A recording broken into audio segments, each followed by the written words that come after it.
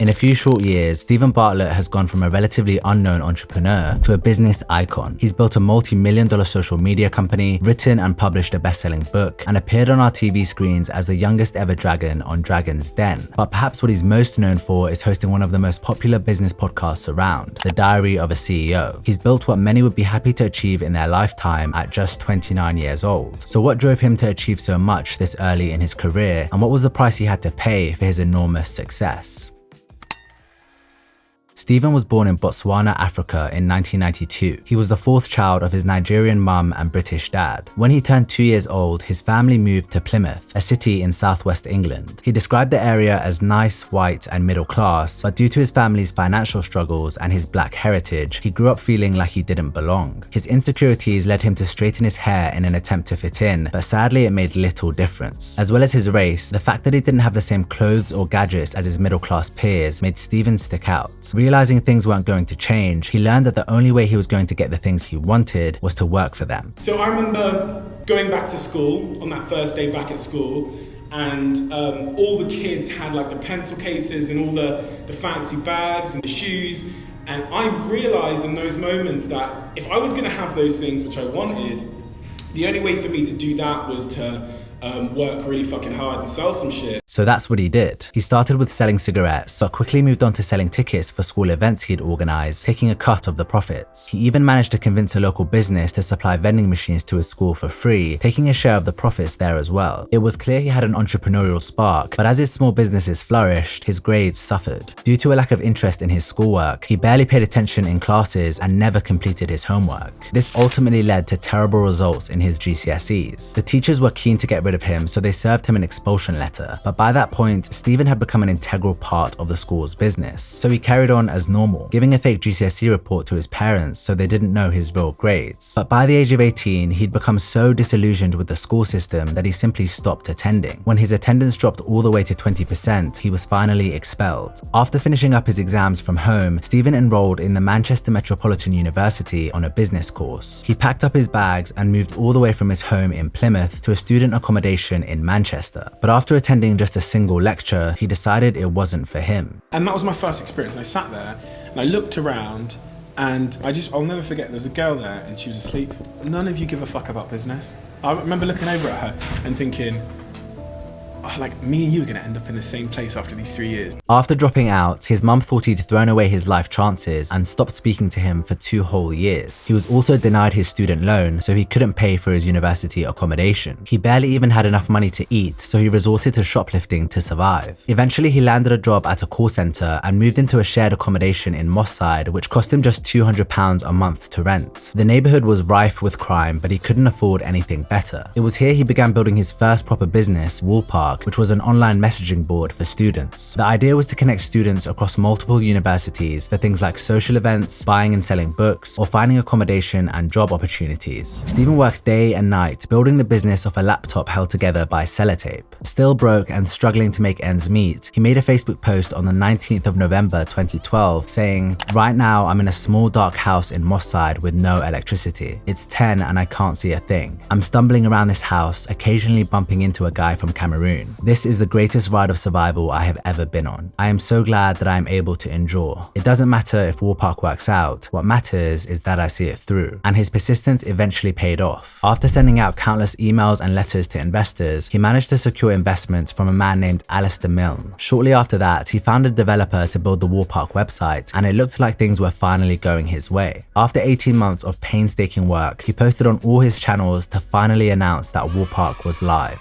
But then, nothing. People hardly visited the website, and those that did never returned. Clearly, Stephen's marketing strategy wasn't working, so he began experimenting with different methods. First, he tried handing out flyers to students on campus, but he had no success. Then, after reading about dwindling attention spans amongst young people, he tried simplifying the messaging on his ads to make them easier to digest. Still nothing. But finally, it dawned on him that he was going about it all wrong. People's attention spans weren't dwindling, it's just their attention was going somewhere else, to their mobile phones. And that was when Stephen redirected his efforts towards social media marketing, something which at the time wasn't nearly as common as it is today. After a search on Twitter, he stumbled across a student page with 5,000 followers run by a guy called Dominic McGregor. Stephen immediately reached out to him and they arranged to meet up. I said, Dom, listen, I need you to drop out of university, come to Manchester with me, and we're going to build social media pages. Paid him £500 a month, and he started building social media pages with me for students. They built over 50 student pages, including one for each university in Manchester. Their posts consisted of memes and funny content that appealed to their student demographic and had a high chance of being shared and reposted. By focusing their time on growing their social media pages, they were quickly able to amass 4 million total followers. And by advertising Woolpark on the pages, they brought 1 million people over to the website every month. Things were finally working, but the last and most important step still remained: monetization. All you got to do is put brands on your website, right? Brands just want students, right? We had 4 million students on social media. We had 1 million coming to our website directly from social media. Why did you need Woolpark? You can just put the brands on social media.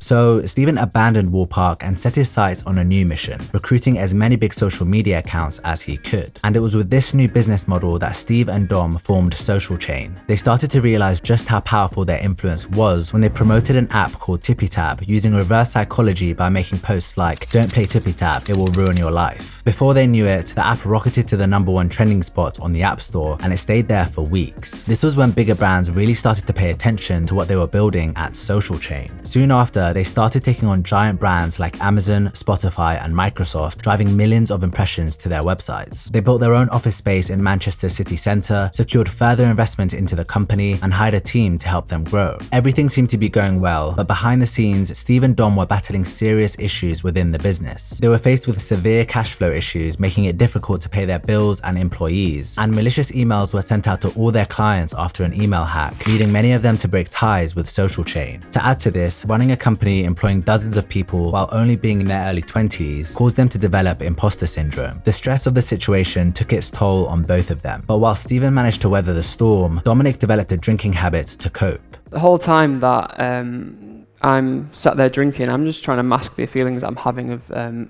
emotions right now, of trying to escape from the pressures of business, because 18 months ago I sat in university with no problems at all, but now I'm responsible for a whole team of people. After opening up to Stephen, Dom started seeing a therapist and eventually went from drinking 2 bottles of wine a night to quitting drinking for good. So they picked themselves back up, rebuilding their client relationships and getting a handle on their cash flow issues. They continued to grow the business and expanded their offices beyond the UK, and soon Social Chain was bigger than they could have ever imagined.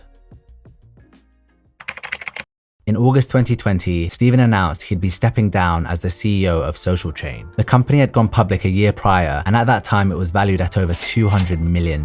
Stephen made a lucrative exit worth tens of millions, and he went on to pursue various new business ventures instead. With the help of a $5 million investment from Gary Vaynerchuk and more, he launched ThirdWeb, a platform that provides tools for building and launching Web3 projects. He also launched Flight Story, a marketing platform designed to help public companies capture the power of retail investors. In this time, he also became a director at Huel, a meal replacements brand that has become hugely successful in recent years. Conveniently, the company is the core sponsor for Stephen's podcast, The Diary of a CEO. Arguably more than any of his other ventures, The Diary of a CEO has built Stephen's public profile the most. When it started back in 2017, it was more of a confessional about his struggles growing Social Chain. He posted episodes on and off for the first few years, but after leaving Social Chain in 2020, he went all in on the podcast. This meant committing to a weekly upload schedule, after which the podcast began to soar through the charts. The guests he had on were getting bigger and bigger, and today the people he interviews are superstars in their fields. In 2022, he started uploading 2 episodes every week, and he took the podcast overseas to interview several guests in the US. He even brought the podcast to life in a live show which he held in various venues around the UK. As a result, The Diary of a CEO has become the #1 business podcast in Europe.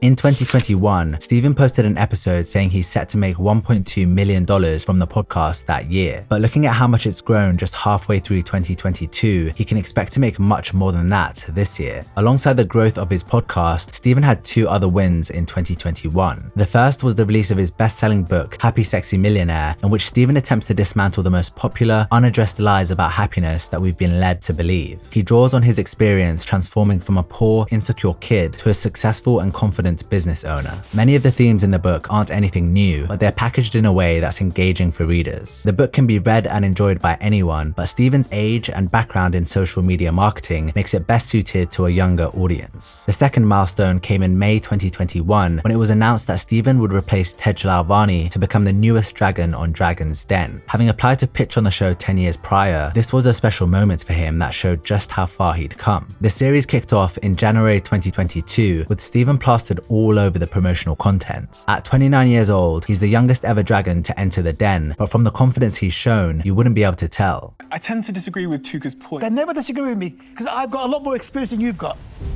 What do you know about business? What do I know about business, Tuka? I built a £300 million business at 28 years old.